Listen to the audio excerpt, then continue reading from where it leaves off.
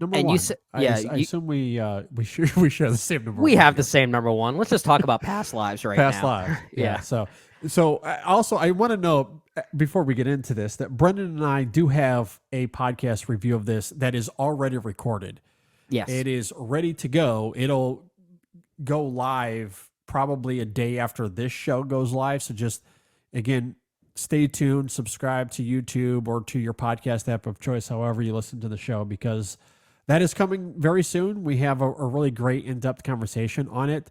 So I don't know if we have to go too much into it No, here, I but just want people to listen to that review we did of it, because I feel like yeah, we really got deep into why this is a very special movie. And we're no contrarians here. I feel like this is kind of the common it's favorite of the year for it's the those of us in our consensus number critic one. circle. Yeah, Yeah. it's definitely the consensus number one, but I do think it is a very special movie. I just, much like I talked about with Are You There, God? It's Me, Margaret, I have a soft spot for coming of age films like that. I also have a soft spot for romantic what if movies like Past Lives is. And I think this one is one of the more powerful ones. It's my jam. It's my jam. And I think this example of it is as close to perfect as we're going to get in the modern era of films like this. I Yeah. think the framing device is perfect. I think the performances are perfect. I think the ending is perfect. We talked a lot about the Yeah. final. That final scene is a Yeah, gobsmack. interestingly, and we talked about it as a final scene, but it's really a final shot. It's an unbroken scene, and That's I don't, true. I don't think Yeah. we really acknowledged that Well, in our other than review. there is an edit in the middle of it that I won't reveal here for spoiler Oh, reasons, yeah, true. Okay, but but that I mean, yeah, edit that edit is is so good. it certainly It's feels so like good. that edit is interjected within an unbroken scene, uh, Yes. Yes. for obvious thematic and emotional purposes that I think are very much earned.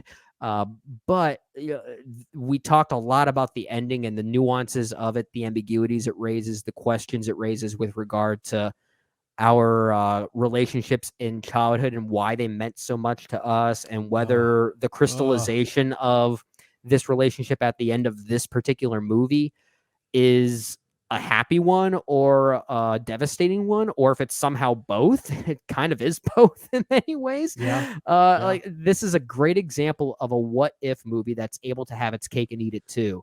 And I cannot believe it's a directorial debut. Celine Song Wild. is going to Yeah. have, I at least hope she has a bright future ahead of her, and it keeps making movies as assured as this one is. Oh my gosh. Yeah, the confidence of this film is absolutely astronomical.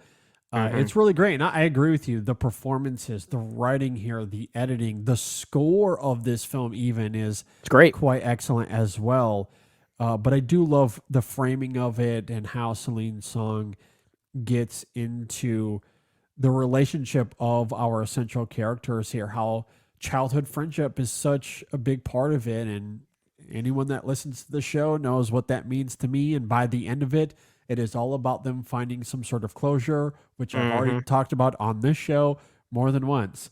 So imagine how much we get into it in Wear this those shirts, podcast man. review. I just want the closure in session film shirts now. I know I've got to figure out a design around that, but We'll yeah, no, get there. We'll get there. it's quite excellent, and I do love the emotion of this film, but maybe more so than the emotion itself, or even the ideas around childhood, around closure. That on its own terms is great, but it's how the film goes about examining those things here is wonderful, because there's a practicality to it. Like there's a commitment to realism in this film that I think is so clever and so exquisite when you get to the nuances of what's at play and the dynamic of not just Hmm. those two characters, but there's a third character played by John Magaro in the film that Yeah. is quite great. And on all three actors are wonderful. Greta Lee, Teo Yu, John McGarrell, they are phenomenal. So yeah, Celine Song, a hell of a debut. We've seen quite a few striking debuts in recent years. So Oh, yeah. add Yeah. Past Lives to the mix. It's going to end up being one of the year's Wha- best movies for sure. one thing I want to acknowledge from a performance standpoint is, all three of these performances, whether it be Greta Lee or Teo Yu or John Magaro, like, all great. They're phenomenal. And we talked about all of them in our review that is available hopefully now or soon to be available as you're listening to this.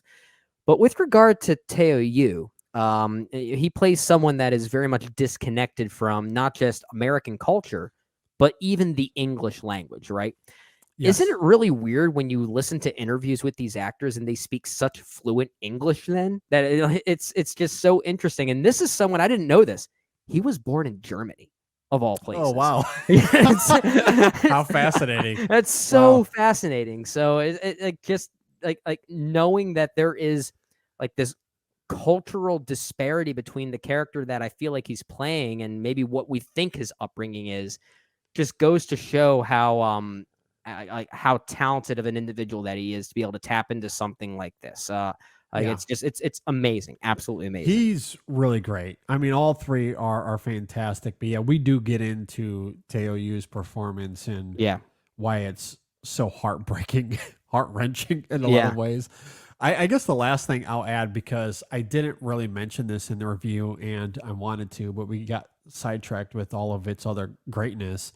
I believe you briefly mentioned this because the opening shot of the film is compelling, right? Because it's yeah, this wide shot on the three of them together in this bar.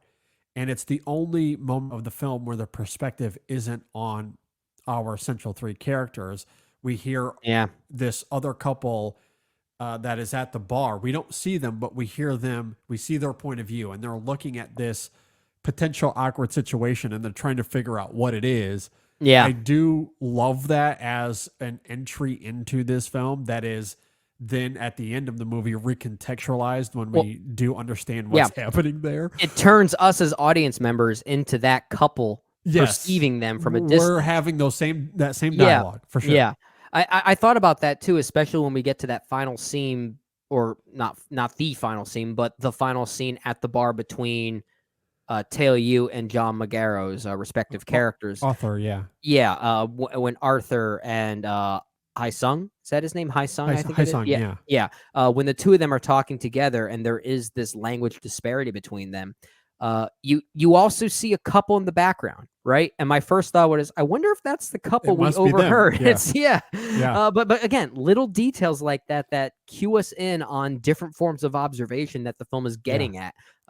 Credit to Celine Song for being that attentive to those details. Ah, so good. Love me some past lives.